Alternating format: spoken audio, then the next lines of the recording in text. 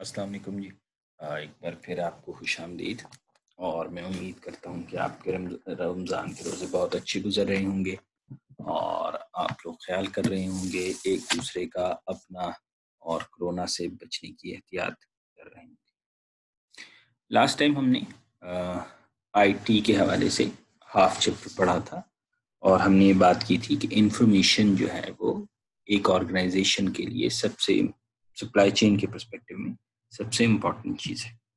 और फिर उस इंफॉर्मेशन की प्रोसेसिंग के लिए टेक्नोलॉजी उसे प्लेटफॉर्म प्रोवाइड करती है जिसकी बेसिस पे हम इंफॉर्मेशन को बेहतर तरीके से गैदर कर सकते हैं, असेस कर सकते हैं, एनालाइज कर सकते हैं और फिर उसके बाद उसे एग्जीक्यूट या उसकी बेसिस पे डिसीजन मेकिंग कर सकते हैं। और हमने अपनी लास्ट लेक्चर को ख़त्म किया था ट्रांजैक्शन मैनेजमेंट फाउंडेशन पे। हमने कहा था कि हम नेक्स्ट लेक्चर में देखेंगे कि पूरा फ्रेमवर्क क्या है और मैक्रो प्रोसेसेस क्या है। तो आज हम वहां से शुरू करते हैं। तो सप्लाई चेन के macro processes: customer relationship management, internal supply chain, supplier relationship and transaction management foundation. सवाल ये है कि हमने क्यों मैक्रो प्रोसेसेस पे फोकस करना है? Why should we focus on the macro processes? Why shouldn't we look into each and every activity और process within supply chain domain? The point is, there are two very important reasons. First, that the scope of internal processes is uh, not limited to internal processes or supply chain. Rather, it encompasses complete process of customer satisfaction या और customer order fulfilment. तो अगर हम ये बात करना चाह रहे हैं कि एक सप्लाई चेन का जो कोर ऑब्जेक्टिव है वो कस्टमर satisfaction है, कस्टमर ऑर्डर फुलफिलमेंट है, so we have to look into all areas that directly or indirectly may influence the process. तो इसलिए हमें सप्लाई चेन, सिर्फ सप्लाई चेन का जो इंटरनल प्रोसेस है उससे बियॉन्ड इसे पढ़ना पड़ेगा, क्योंकि अगर वो जेल नहीं होगा तो फिर उससे एक इशू क्रिएट होगा। और वो इशू क्या है? वो इशू ये है कि जब इंडिविजुअल जो पार्टनर्स हैं या जो सप्लाई चेन के अलावा डिपार्टमेंट्स हैं, फंक्शनल एरियाज हैं, अगर ये तमाम आपस में लिंक्ड नहीं होंगे, आपस में सिंक्ड नहीं होंगे, आपस में इनके दरमियान अच्छी कोलैबोरेशन नहीं होगी, अच्छी इंटीग्रेशन नहीं होगी, तो फिर क्या होगा? इन इदारों के दरमियान या इन फंक्शनल एरियाज के दरमियान या इन कंपोनेंट्स ऑफ सप्लाई चेन के दरमियान, एंटिटीज के दरमियान गैप हो जाए, डिस्ट्रस्ट क्रिएट होगा और अल्टीमेटली जो हमने एक पहले इस कॉन्सेप्ट पढ़ा बुलविप इफेक्ट का, कि ultimately result it will result in a bullwhip effect where people do not or the entities do not trust each other, और वो हर एक अपना मार्जिन रखना शुरू। अब वो हर एक अपना मार्जिन क्यों रखेगा? इसलिए because they do not trust others and they want to ensure their profit. और जब भी हम बात करते हैं किसी ऑर्गेनाइजेशन के अंदर, किसी रिलेशनशिप में दो दो पार्टीज के दरमियान, तो अगर एक को ज्यादा प्रॉफिट हो रहा है तो इट मींस कि this profit is on the cost of other party. ऐसा नहीं हो सकता कि एक पार्टी ज्यादा प्रॉफिट कमा रही हो और वो दूसरी पार्टी को इफेक्ट ना करे। It is not possible. और इस फिनोमेना को हम कहते हैं जीरो सम गेम, जहां एक पार्टी पॉजिटिव में अर्न कर रही होती है, उसकी वजह से दूसरी पार्टी में से वो चीज रिडक्शन होती है, उसकी उस प्रॉफिट की रिडक्शन होती है, और अल्टीमेटली जब आप दोनों को सम करते हैं तो अल्टीमेट कंप्लीट सप्लाई चेन या फुल सप्लाई चेन के अंदर जो प्रॉफिट है वो जीरो होता है। That is called zero sum game, कि जब आप 2 3 4 एंटिटीज के प्रॉफिट्स को, उनके गेन्स को सम करते हैं तो you get a zero. And why do you get that? ये मैंने आपसे कहा कि हर एंटिटी एक दूसरे से अलहदा होके अपने प्रॉफिट के लिए सोचती है। ऑन द अदर हैंड, अगर ये अच्छी तरह जेल हो, अच्छी तरह इंटरेक्शन में हो, तो फिर क्या होगा? एक मिनट, मेरा ट्रैक्टर जरा बाहर से गुजर गया, फिर मैं आपको बताता हूँ कि क्या होगा।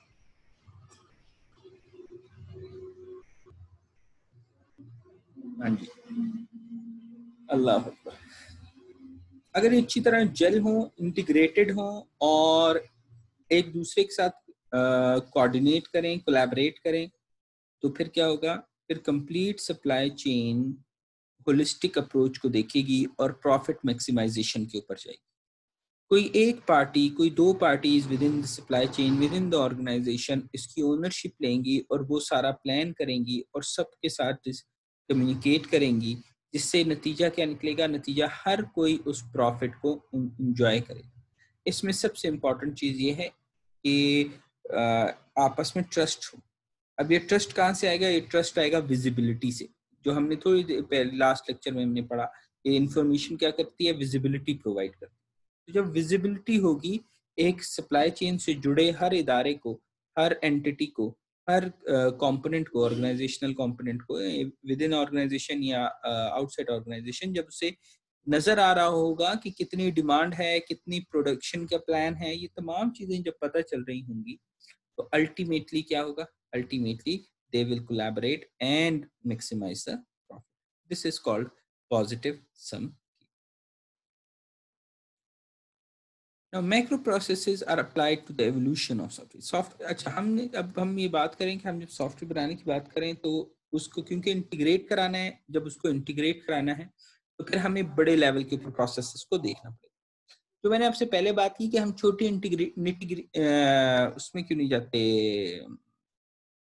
छोटी छोटी चीजों में, निटिग्रिटीज में, कि उसकी रीजन ये है कि हमें as within an organisation हमें मुख्तलिफ जो कंपोनेंट हैं, जिनकी फंक्शनल या जिनकी स्ट्रैटेजी जो है वो अलाइंड है अपने साथ, या जिनकी एक सेपरेट स्ट्रैटेजी हो सकती है, हमें उस स्ट्रैटेजी को दूसरे डिपार्टमेंट की स्ट्रैटेजी के साथ फिट कराना। तो इसलिए हमें उस मैक्रो लेवल के ऊपर उस कंप्लीट होलिस्टिक जो अप्रोच है उसे अपनाना पड़ता है, और अल्टीमेटली ये चीज ट्रिकल डाउन करती है छोटे छोटे प्रोसेसेस तक। ट्रांजैक्शन मैनेजमेंट फाउंडेशन जैसे आपको यहाँ दिख रहा है, एक प्लेटफॉर्म है, और उस प्लेटफॉर्म के ऊपर हम 3 जो मेजर हमारे मैक्रो प्रोसेसेस हैं, SRM, ISCM और CRM, वो उसके ऊपर हाउस करते हैं, वो उसके ऊपर बिल्ड होते हैं, और वो जो TMF का रोल है वो इसे इंटीग्रेशन का। अब हम इंडिविजुअली इन मैक्रो प्रोसेसेस को समझने की कोशिश करेंगे कि ये मैक्रो प्रोसेसेस जो हैं इंडिविजुअली इनका क्या क्या रोल है और फिर हम TMF के बारे में बात करेंगे। So customer relationship management. What is the role of CRM? The processes that take place between an enterprise and its customers downstream in the supply chain. हम ये बात कर रहे हैं कि जो रिटेलर से कस्टमर की तरफ जो हमारी वो है इंटरेक्शन है, उससे, या कस्टमर और रिटेलर के दरमियान की जो इंटरेक्शन है, उससे हमने इस तरीके से देखना है या उसे हमने कैसे समझना है, कौन कौन से प्रोसेसेस हैं जो उसमें शामिल। सो फर्स्ट ऑफ ऑल की प्रोसेसेस आर मार्केटिंग। पहले आपको ये आइडेंटिफाई करना है कि आपने किस मार्केट में ये चीज जाके बेचनी है, आप किस मार्केट के लिए प्रोड्यूस करना चाहते हैं। जिस मार्केट के लिए प्रोड्यूस करना चाहते हैं वहां कंपटीशन की क्या सिचुएशन है, आप किस प्राइस रेंज में, कंज्यूमर की जो नीड्स हैं, किस कंज्यूमर नीड के किस कैरेक्टरिस्टिक को आप असल में केटर करना चाह रहे हैं। इसके लिए मैं रेफर करूंगा, आप वापस जब वो पढ़ते हैं चैप्टर 2 में जहां हमने स्ट्रेटेजिक फिट पढ़ा था, वहां हमने इस बारे में डिटेल से बात की थी कि कस्टमर नीड की बेसिस पे हम किस बेसिस पे मार्केट को आइडेंटिफाई करते हैं और फिर किस मार्केट को हम जाके टारगेट करते हैं। तो प्राइमरली यहाँ हम बात कर रहे हैं सेगमेंटेशन एंड टारगेटिंग की, कि हमने किस तरीके से इस मार्केट को सेगमेंट करके और उसमें से एक पर्टिकुलर उसको टारगेट करना है। Then comes the part of selling. Selling is the actual thing that you do. आप रिटेल नेटवर्क के थ्रू, डिस्ट्रीब्यूशन नेटवर्क के थ्रू, आप किस नेटवर्क के थ्रू कस्टमर तक पहुंचाएंगे सामान, कस्टमर को कितना उसके लिए एफर्ट करनी पड़ेगी, ठीक है, ये सेल्स टीम आप कैसे बनाएंगे, सेल्स टीम आपकी कैसी होगी, सेल्स टीम के लिए आप क्या करेंगे, सेल्स टीम कितनी फ्रीक्वेंटली जाएगी। तो एक्चुअल जो सेल्स है उसको इनेबल कराने के लिए आप ये सेलिंग के प्रोसेसेस को आइडेंटिफाई करते हैं, सेलिंग के प्रोसेसेस को इस्टेब्लिश करते हैं। अब सवाल ये है कि आप जब मार्केटिंग कर रहे हैं या सेलिंग कर रहे हैं तो इसमें क्या रोल है इंफॉर्मेशन टेक्नोलॉजी का। ऑर्गेनाइजेशंस अपने रिसोर्स बिल्ड करती हैं डाटा को गैदर करने के लिए, प्रोसेसेस को ऑटोमेट करने के लिए, और उसके लिए फिर उन्हें सॉफ्टवेयर की ज़रूरत है, उसके लिए उन्हें टेक्नोलॉजिकल डिवाइसेस की ज़रूरत है। Next is order management. अब जब आपने ऑर्डर, एक हमने ये कहा कि आपने सेगमेंट देख लिया है, टारगेट कर लिया है, मार्केट उसको फिर प्रमोट भी कर दिया है, कस्टमर को आपने ये राजी कर लिया है कि वो आएगा आपकी प्रोडक्ट खरीदेगा। फिर जब वो प्रोडक्ट खरीदने आया है तो आपके सेलिंग डिपार्टमेंट ने इंश्योर किया है कि वहाँ प्रोडक्ट मौजूद है या उस प्रोडक्ट की कंप्लीट इंफॉर्मेशन अवेलेबल है या रेलेवेंट रिप्रेजेंटेटिव्स अवेलेबल हैं। सेलिंग के नेटवर्क ने अपना काम कर लिया, तो अब कंज्यूमर उसके लिए ऑर्डर करेगा। अब जब कंज्यूमर ने ऑर्डर कर दिया है तो अब उस ऑर्डर को आप कैसे प्रोसेस करेंगे। क्या वो ऑर्डर ट्रेसेबल है, क्या कंज्यूमर उस ऑर्डर को देख सकता है, कंज्यूमर ये देख सकता है कि उसका ऑर्डर किस पोजीशन में। फॉर इंस्टेंस आप दराज पे कोई ऑर्डर करते हैं तो क्या आप उसे ट्रैक कर सकते हैं कि अब क्या वो सेलर तक है, टीसीएस के पास है, या जो भी शिपर है उनका उनके पास है, इन ट्रांजिट है, उसकी क्या पोजीशन। जब हमारे पास ये ट्रैकिंग होती है, हाँ इस वक्त हम बात करें कंज्यूमर और उसमें बी टू सी वाले का सिनेरियो में ट्रैकिंग अवेलेबल होती है तो कंज्यूमर का भी ट्रस्ट बिल्ड। दूसरी तरफ अगर बी टू बी की बात करें तो उसमें ये बहुत सिग्निफिकेंट है कि जो ऑर्डर्स हैं उनकी विजिबिलिटी होनी चाहिए कि दोनों पार्टीज को पता हो कब कितना कैसे ऑर्डर हो रहा है। उसकी रीजन ये है कि बी टू बी के अंदर आपके पास लॉन्ग टर्म कॉन्ट्रैक्ट्स होते हैं, लॉन्ग टर्म इंटरेक्शंस होते हैं, और उसके दौरान उसमें इन दोनों का आपस में ऑर्डर्स के हवाले से, इन्वेंट्री के हवाले से, क्वांटिटी के हवाले से एक दूसरे के साथ सिंक होना, पता होना बड़ा जरूरी है। एंटरप्राइज रिसोर्स प्लानिंग के सॉफ्टवेयर नॉर्मली इसके लिए यूज होते हैं, वो हम आगे भी देखेंगे इंशाल्लाह। And the last thing is, after you have manage the order, you need to provide services, you need to get in touch with your customer. So this is the, you call or service center है, this is point of contact between customer and sorry। अब जो customer है, customer के लिए आपने एक ऐसा mechanism build करना है where customer can reach you, just like आप अपने बैंक्स को कॉल करते हैं, टेलीकॉम कंपनीज को कॉल करते हैं, इसी तरह फर्म्स के कॉल सेंटर या सर्विस सेंटर्स हैं जिसके थ्रू आप उनसे राब्ता कर सकते, एक कस्टमर उनसे राब्ता कर सकते, और ये सिग्निफिकेंटली इम्प्रूव करते हैं चांसेस इस बात के कि कस्टमर आपकी प्रोडक्ट के बारे में एडवोकेसी करेगा या नहीं करेगा, कस्टमर दोबारा से रीपरचेज की तरफ आएगा या नहीं आएगा, कस्टमर आपके साथ रिटेन रहेगा या नहीं। तो कस्टमर लॉयल्टी के अंदर, कस्टमर को अपने साथ जुड़े रखने के अंदर कॉल और सर्विस सेंटर्स का बहुत एक सिग्निफिकेंट रोल होता है। अब जो then we have internal supply chain, it includes all processes involved in planning for and fulfilling a customer.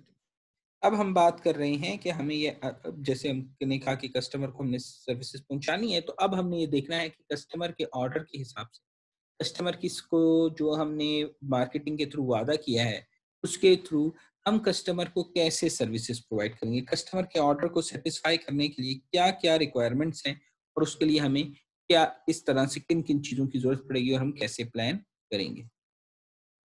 अब इसके अंदर डिफरेंट प्रोसेसेस हैं। सबसे पहले स्ट्रेटेजिक प्लानिंग। स्ट्रेटेजिक प्लानिंग हमने चैप्टर 1 में भी डिस्कस की थी कि हमने कहा था कि अच्छा हम अगर अपनी सप्लाई चेन को इनेबल करना चाह रहे हैं तो फिर हम कैसे अपना नेटवर्क डिजाइन करेंगे, हम वेयर हाउसेस कहाँ बनाएंगे, हम डिस्ट्रीब्यूशन सेंटर्स, डिस्ट्रीब्यूशन पॉइंट्स कहाँ बनाएंगे, हम किस रिटेल पे अवेलेबल होंगे, किस रिटेल पे अवेलेबल नहीं होंगे, क्या हमने बिजनेसेस के पास खुद जाना है, अपने रिप्रेजेंटेटिव्स भेजने हैं, या हमने एजेंट्स हायर करने, कंप्लीट फर्म किस जगह पे होगी, किस किस्म की प्रोडक्ट्स की हम बात कर रहे हैं, ये तमाम चीजें स्ट्रेटेजिक प्लानिंग का पार्ट है। तो एक सप्लाई चेन को इनेबल करने के लिए, सप्लाई चेन को फंक्शनल करने के लिए सबसे पहले आपको उसका नेटवर्क डिजाइन करना है, सबसे पहले आपको उसके अंदर जो फैसिलिटीज इन्वॉल्व हैं उनको प्लान करना है, उनकी कैपेसिटी को प्लान करना है, उनकी लोकेशंस को प्लान करना है। Once you are done with that, फिर आपको अपनी डिमांड और सप्लाई प्लानिंग करनी है। डिमांड एंड सप्लाई प्लानिंग वही पिक्चर मोस्ट प्रोबेबली आपको याद होना चाहिए जिसमें हमने प्रेडिक्टेबल डिमांड वेरिएबिलिटी की बात की थी। तो वहाँ हमने कहा कि फिर हम डिमांड को प्लान करेंगे कि अच्छा ठीक है, अगर हमारे पास लेट्स से 1000 यूनिट्स की demand over the period of 1 month है, ठीक है, और ये हमारे लिए ज्यादा है, तो फिर हम इसे किस तरीके से मैनेज कर सकते हैं कि इस 1000 को डिस्ट्रीब्यूट कर दें बाकी मंथ्स में जहां हमारे पास डिमांड कम है। कंसंट्रेटेड डिमांड को किस तरह हम डिफरेंट उसकी तरफ लेके जाएं, उसको स्प्रेड किस तरह से करें, किस तरीके से हम एक महीने में, एक हफ्ते में, एक दिन में, एक सीजन में आने वाली डिमांड को सेपरेट कर सकते हैं। इसके लिए काफी ज्यादा हमने डिस्कशन की थी उस चैप्टर में। होपफुली आप उसको गो थ्रू करेंगे तो बेहतर आपको वो दोबारा से रिकॉल हो जाएगी। और सप्लाई प्लानिंग भी, अच्छे सप्लाई में हमें क्या करना है, हमें कैपेसिटी बनानी है, हमें एक ऐसी फैसिलिटी चाहिए जहां हम जितना चाहें प्रोड्यूस कर सकें, हमारे पास फ्लेक्सिबिलिटी भी होनी चाहिए, हमारे पास मॉड्यूलैरिटी होनी चाहिए, या हम बात करें एक फिक्स्ड किस्म की कि जहां हम फिक्स्ड क्वांटिटी बनाते जा रहे हैं और इन्वेंट्री को स्टोर कर रहे हैं। यानी हम कैपेसिटी पे काम करना चाहते हैं या इन्वेंट्री पे काम करना चाहते हैं, कितना फ्रिक्वेंटली हम मार्केट में सप्लाई करेंगे, कितना फिर डिमांड के साथ इसे मैच करेंगे कि कितना फ्रिक्वेंटली हमने ऑर्डर लेना है और कितना फ्रिक्वेंटली हमने सप्लाई करना है। Once you get the order and you plan the supplies, then you have to fulfill that order. Fulfillment involves the transportation, the warehousing, all that stuff कि आपने फिर कंज्यूमर से या अपने दूसरे बिजनेस से आपने ऑर्डर ले लिया है, आपने अपने डिटेल तक या आपने अपने डिस्ट्रीब्यूटर तक सामान पहुंचाना है, तो किस किस्म की गाड़ियों में, किस फ्रीक्वेंसी से, किन पॉइंट से ये तमाम ऑर्डर जो हैं फुलफिल होंगे। And last thing is the field service. Field service, अब हमने कहा कि पीओसी जो point of contact between consumer and company है, सिग्निफिकेंट रोल प्ले करता है। तो उस पॉइंट का काम यह है कि कंज्यूमर के साथ इन टच हो और कंज्यूमर का फीडबैक ले ले। अब कंज्यूमर के फीडबैक के बाद उससे आगे का काम टेक्निकल टीम का है, which comes under internal supply chain. इसका काम यह है कि अगर आपको किसी मैकेनिक की, अगर आपको किसी टेक्निकल बंदे की, किसी इंस्टॉलेशन की, इस तरह की किसी चीज की जरूरत है, तो फिर फील्ड सर्विसेज के रिप्रेजेंटेटिव्स जाएंगे और वो सर्विसेज प्रोवाइड करेंगे। किसी स्पेयर पार्ट की जरूरत है, किसी किस्म के रिपेयर की जरूरत है, तो वो काम करेंगे। इसके लिए आपके पास बड़ी अच्छी आसान सी एग्जांपल है, ये हायर एलजी और इस तरह के जितने भी आपके पास ये मशीन्स हैं, नॉर्मली इनका सेंट्रल कस्टमर रिलेशनशिप का ऑफिस होता है। आप कॉल करते हैं इनके हेल्पलाइन के ऊपर, तो वो एक जगह पे उनके रिप्रेजेंटेटिव बैठे होते हैं, वो आपसे पूछते हैं क्या इशू है, प्रोडक्ट क्या है, वारंटी है, नहीं है, लोकेशन क्या है, वो आपसे तमाम डिटेल्स दे देते हैं। और ये डिटेल्स फिर उस सर्विस सेंटर को, जो भी आपसे क्लोजेस्ट, जो भी आपसे रेलेवेंट सर्विस सेंटर होगा, उससे फॉरवर्ड करते हैं। वो service centre basically field services के अंदर वो इंटरनल सप्लाई चेन का पार्ट, वो आपसे राब्ता करेंगे और आपके घर आके या आपको वहां बुला के what ever the requirement is, उसके मुताबिक वो आपकी कंप्लेन को रिजॉल्व करेंगे। ठीक है जी। Now there must be strong integration between ISCM and CRM microprocesses. इनके दरमियान इंटीग्रेशन स्ट्रॉन्ग होनी चाहिए, क्योंकि अगर ये स्ट्रॉन्ग नहीं है तो जैसे हमने स्ट्रेटजी फिट में डिस्कस किया था, फिर इम्बैलेंस क्रिएट हो जाएगा। फिर या तो कस्टमर डिससेटिस्फेक्शन होगी, यानी या तो कस्टमर जब जाएगा तो स्टॉक आउट सिचुएशन होगी मार्केट में, या जब कस्टमर से ज्यादा डिमांड पड़ी, कस्टमर की डिमांड से ज्यादा आपके पास क्वांटिटी मार्केट में अवेलेबल होगी, जिसकी वजह से क्या होगा, आपकी मार्केट में प्रोडक्ट की वैल्यू रिड्यूस होना शुरू हो जाएगी और आपका जो प्रोडक्शन प्लान है वो सिग्निफिकेंटली डिस्टर्ब होगा। Then we have supplier relationship management. The process is focused on the interaction between enterprise and its suppliers. आपने रॉ मटेरियल लेना है, किससे लेना है, कब लेना है, कितना लेना है, किस क्वालिटी का लेना है, किस क्वांटिटी में, ये तमाम चीजें जो है हमारी सप्लायर रिलेशनशिप में है इसका ताल्लुक। सप्लायर रिलेशनशिप इसलिए भी सिग्निफिकेंट रोल प्ले करती है कि ये वो कंपोनेंट है, ये वो इंटरेक्शन है जो आपकी प्रोडक्ट की क्वालिटी को डिफाइन करता है। लॉन्ग टर्म के लिए जो अच्छी कंपनीज हैं, बड़ी कंपनीज हैं, वो लॉन्ग टर्म रिलेशनशिप बिल्ड करती हैं अपने सप्लायर से, और फिर सप्लायर की कैपेसिटी को, सप्लायर की कैपेबिलिटी को पुल अप करती हैं उस लेवल के ऊपर, उस पार के ऊपर जहां कंपनी ने खुद जाना होता है, जहां कंपनी ने काम करना होता है। और सप्लायर के पास भी एक बड़ा अच्छा एडवांटेज होता है कि उसे एक सिंगल टाइप की कंपनी के साथ या एक सिंगल ओरिएंटेशन के साथ काम करना पड़े, तो ये इन दोनों के लिए विन विन सिचुएशन होती है।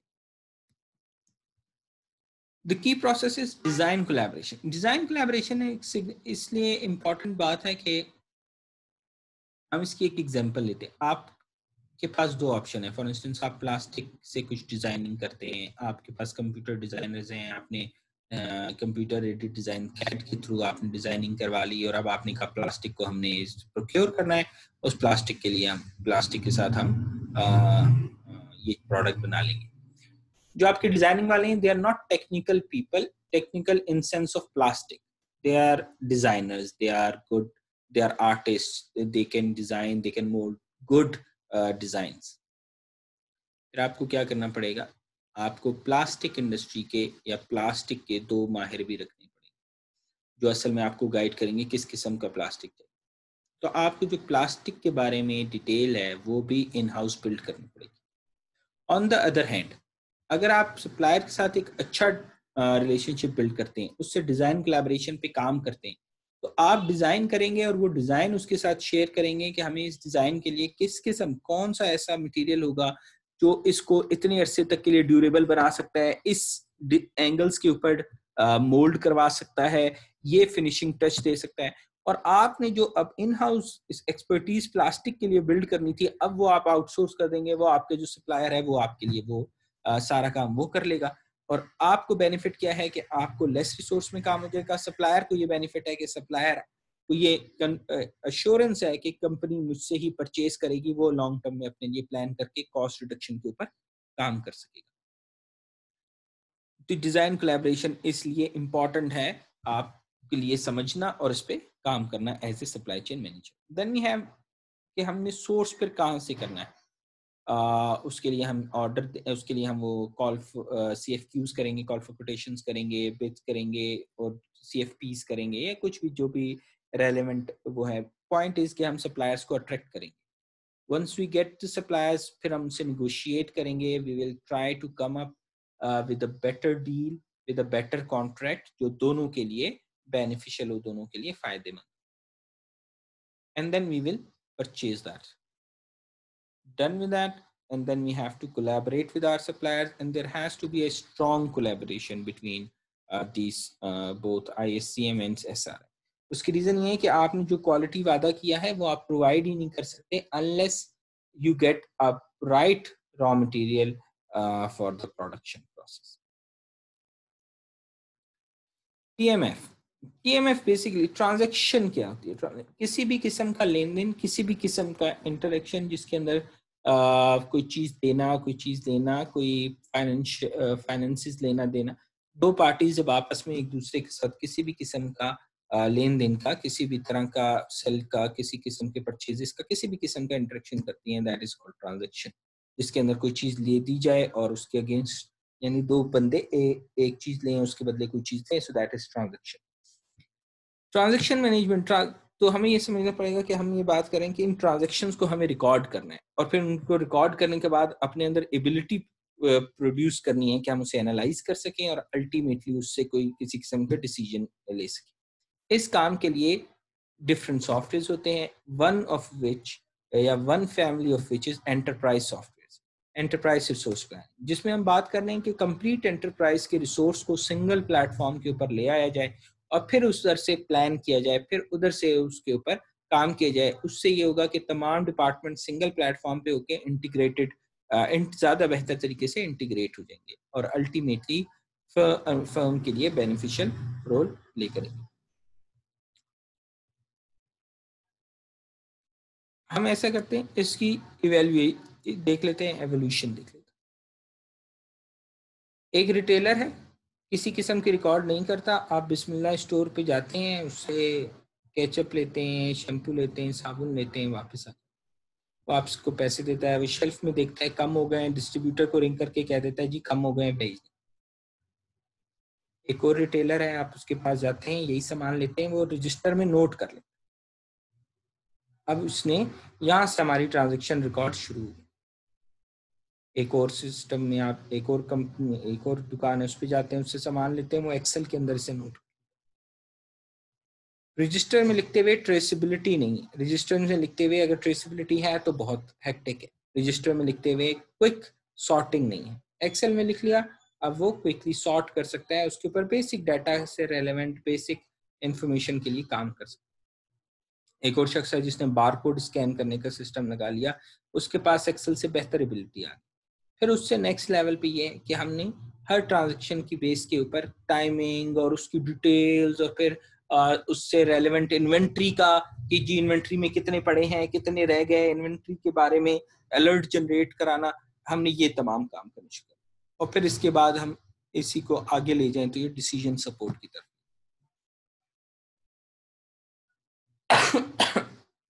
सॉरी आज कुछ हालात खराब है।